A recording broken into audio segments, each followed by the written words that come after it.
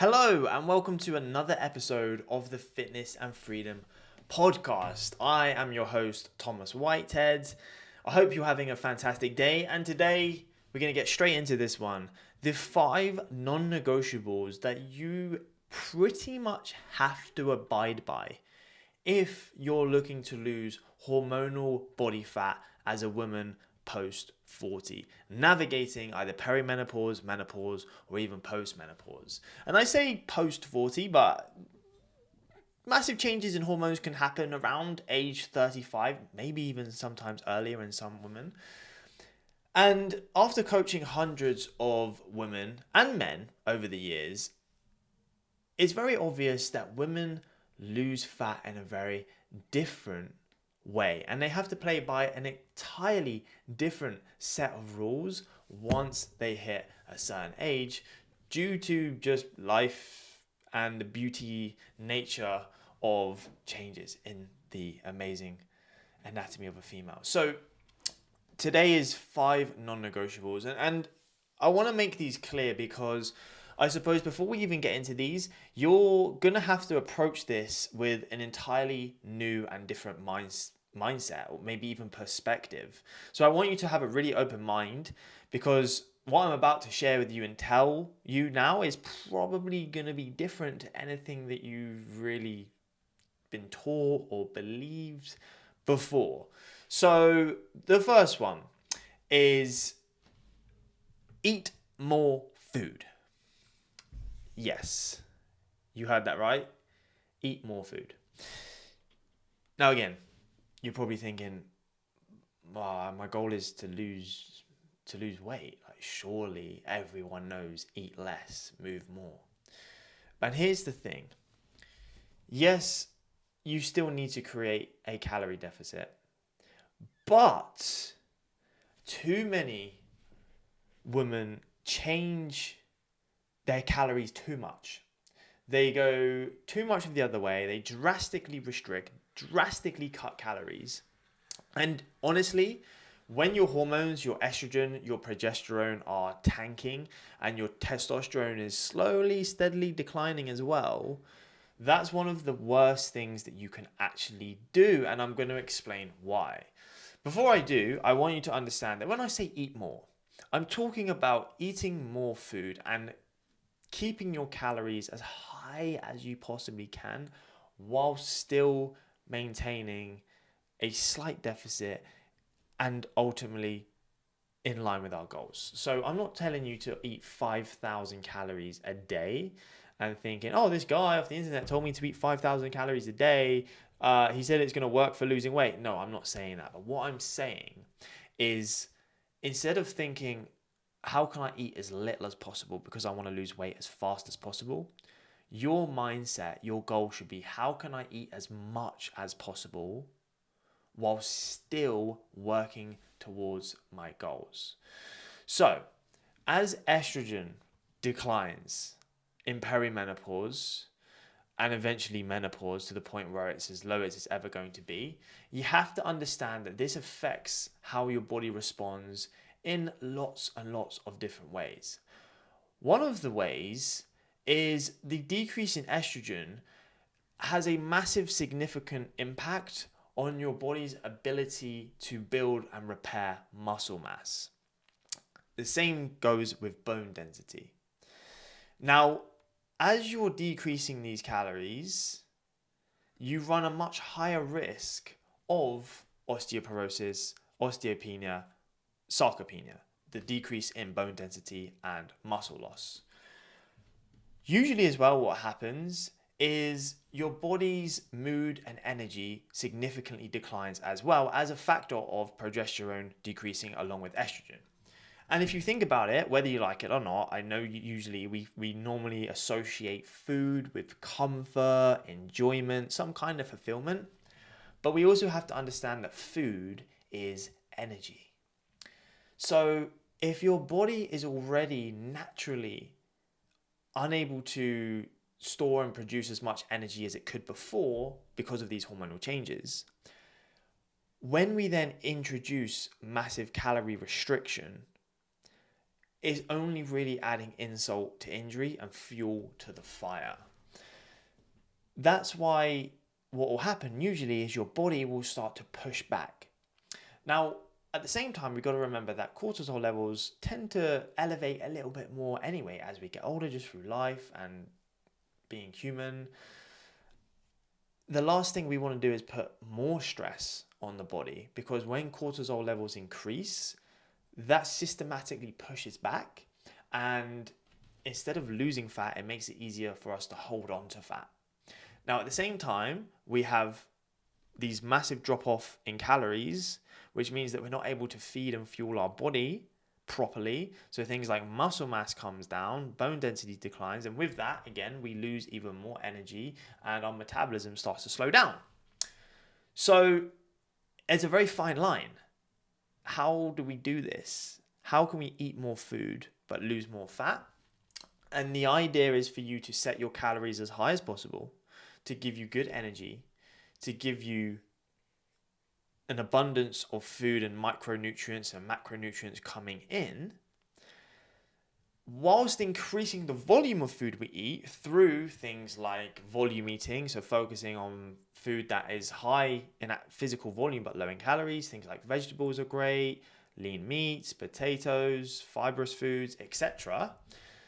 And that way, we're still able to stay in a slight energy deficit, but not a big enough one that's going to completely wipe the rest of our systems out.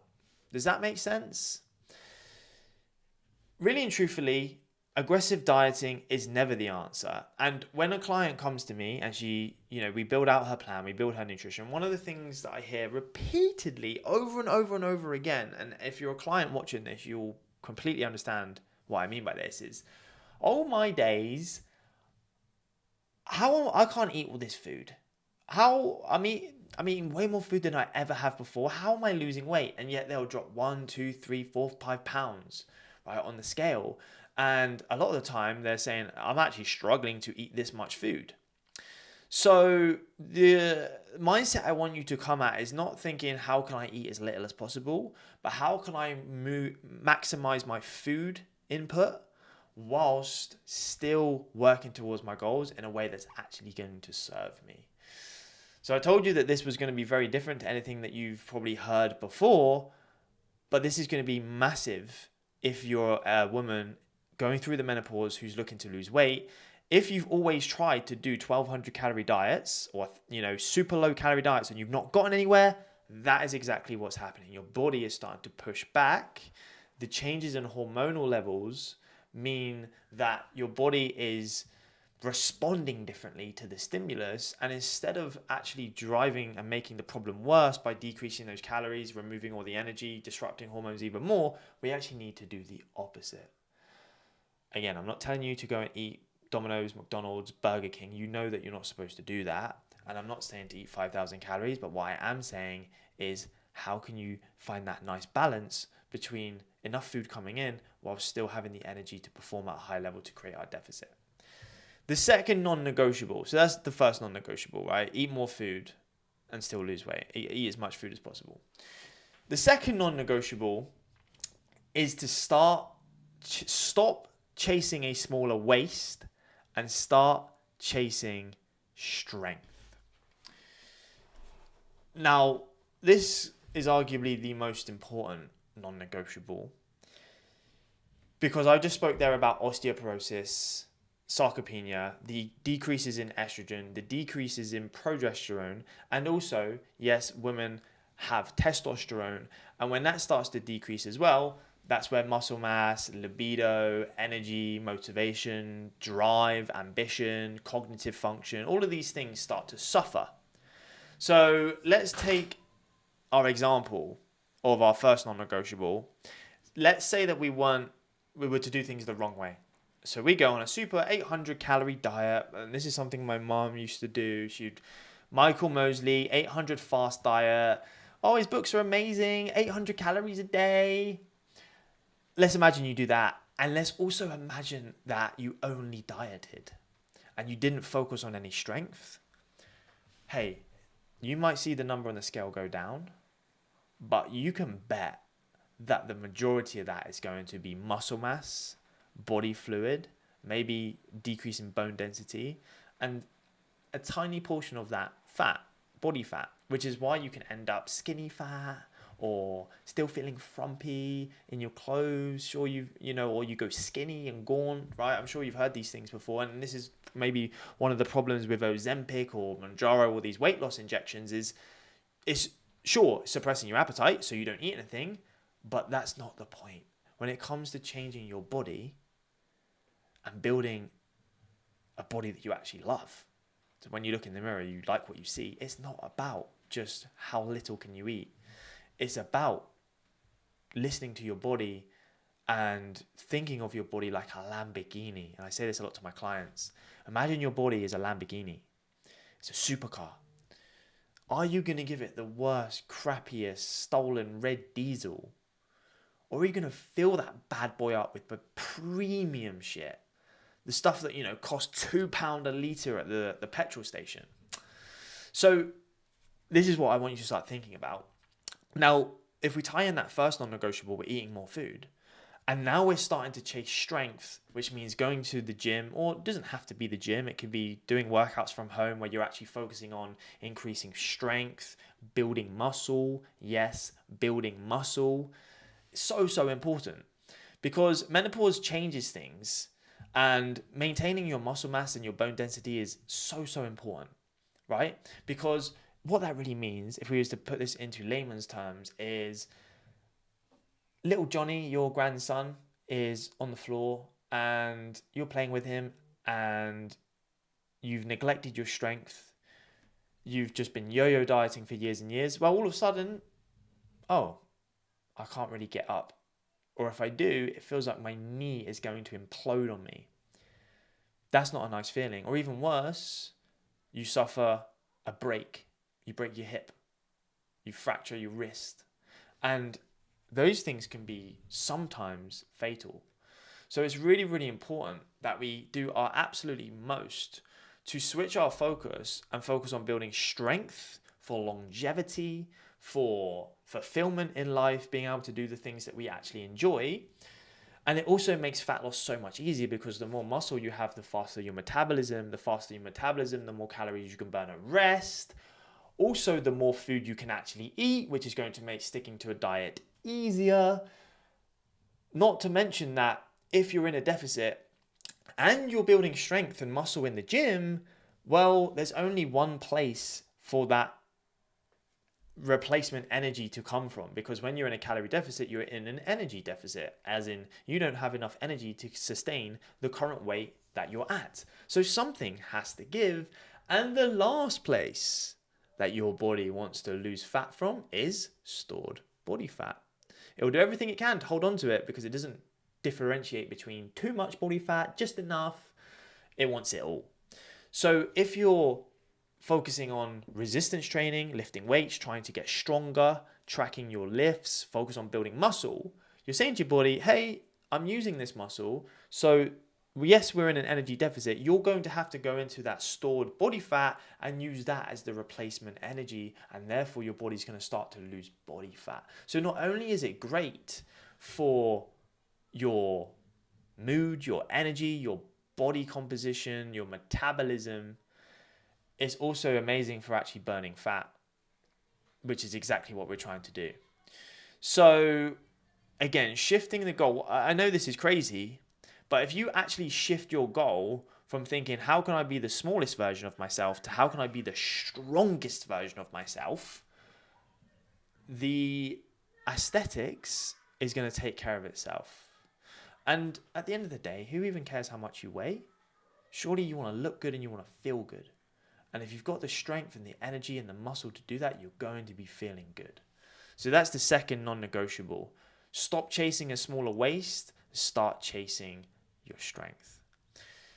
Non-negotiable number 3.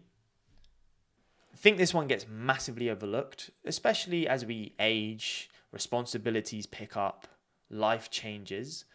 But you need to learn to control your stress before your stress controls you.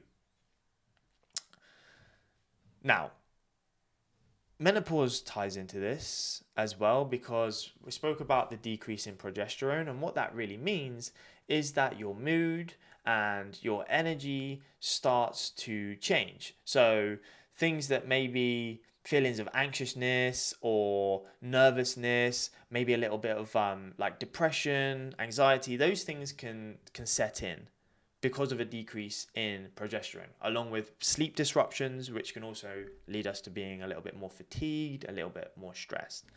Then we have the added effect of generally just getting older. Now, I don't know about you. I'm 31. I turned 31 2 months ago. And I've also just had a baby boy who's now 3.5 months old, which is wild. But all of a sudden, life seems a little bit more stressful than it did before. And I'm not saying that my life has got more stressful. If anything, I wouldn't say it's got less stressful. But there's no real like apparent reason for my life getting more stressful. But I definitely do feel these things a bit more.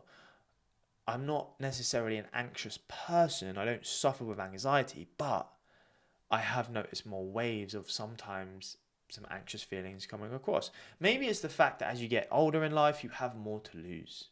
You have more. I now have a family, right? I now have property that I need to make sure I'm responsible for. So you've kind of got a double-edged sword here. You've got your body just naturally getting more stressed due to hormonal changes, and which makes cortisol levels rise. And then you've also got life just doing its thing.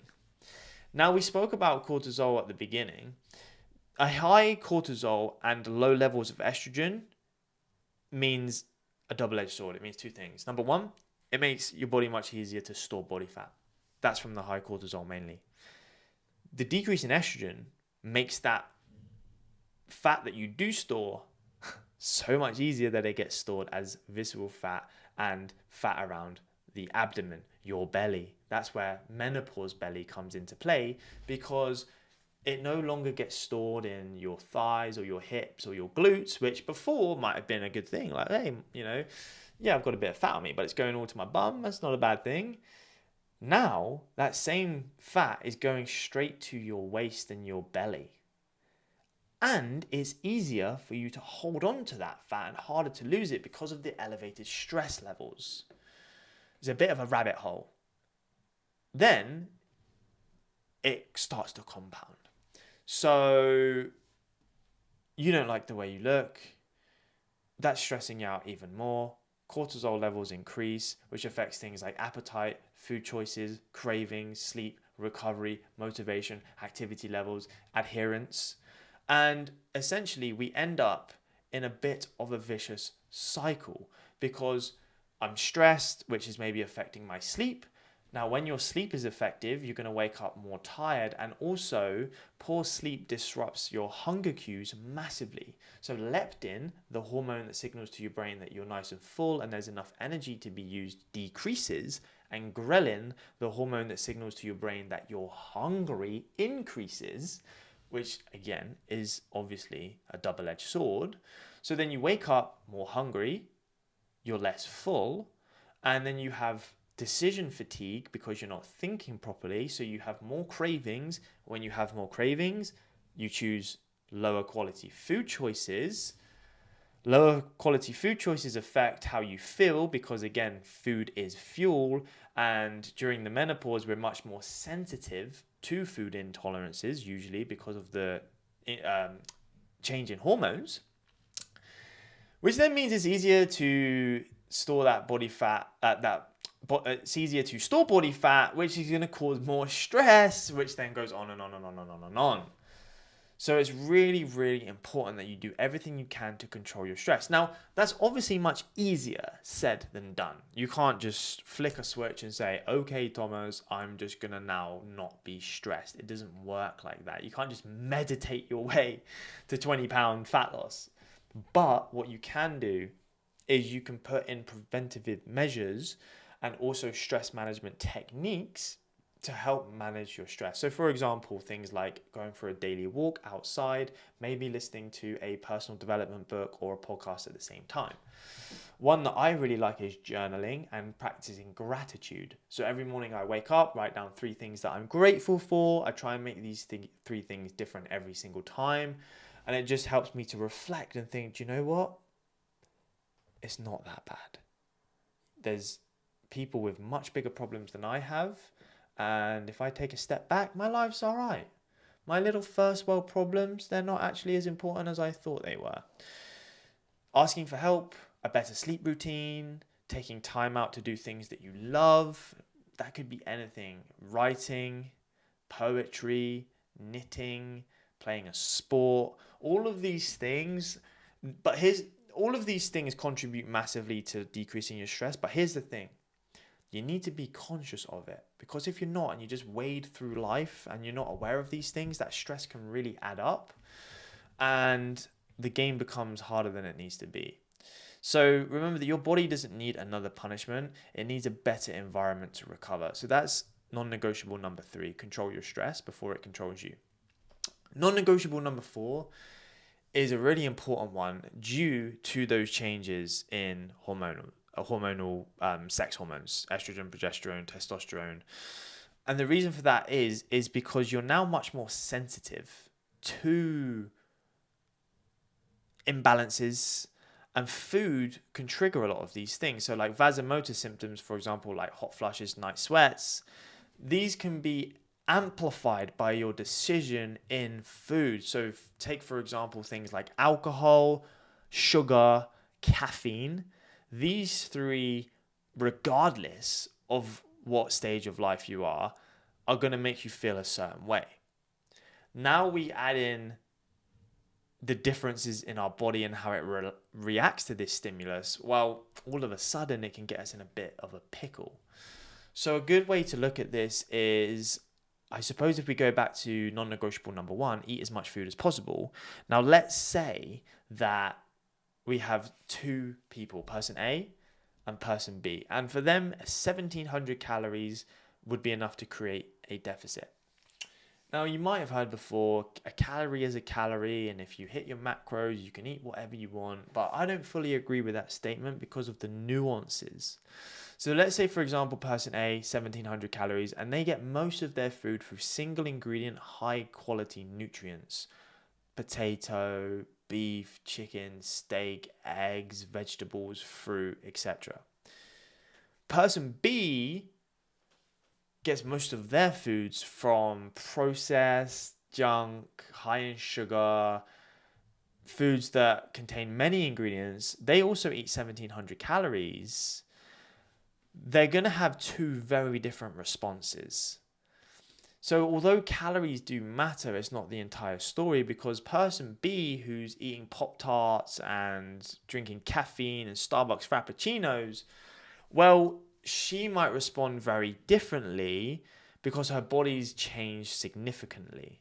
So another thing we talk about is in women, as estrogen decreases along with the testosterone, muscle mass starts to decline, but also her ability to process sugar and insulin is different. It is now less sensitive. It could even lead to insulin resistance. What that means is person B, who might be insulin resistant or more prone to that, is actually having a much harder time processing sugar.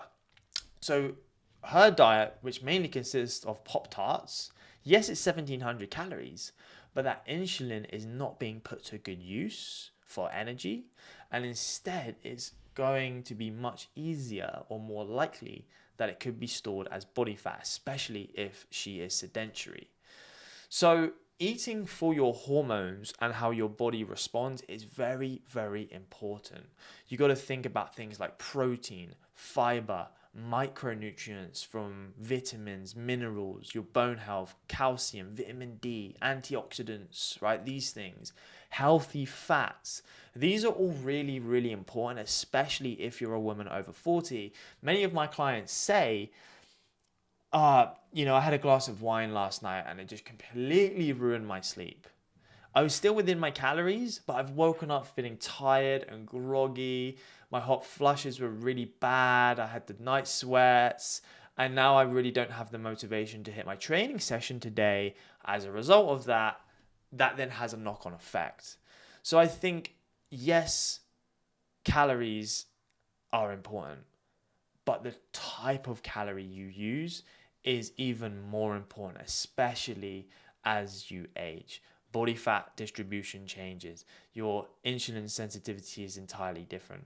Vasomotor symptoms are more abundant, and these small little decisions around your nutrition can massively affect how they respond, and then you could be waking up the next day just feeling like crap. And you can see how these all kind of tie in with each other, right? So again, almost this one ties in with number one. Don't just think about, well, how can I eat as much food as possible, but how can I eat as much high quality food as possible? And if you're this far through, you're probably thinking, God, this sounds unfair. It kind of is in a way. The game has changed for you massively. What used to work, or what you could get away with in your 20s and 30s, no longer works. And if you were to look at a graph of how your hormones fluctuate through the ages of 30 to 60, potentially when you become postmenopausal, I want you to imagine they almost do a 180.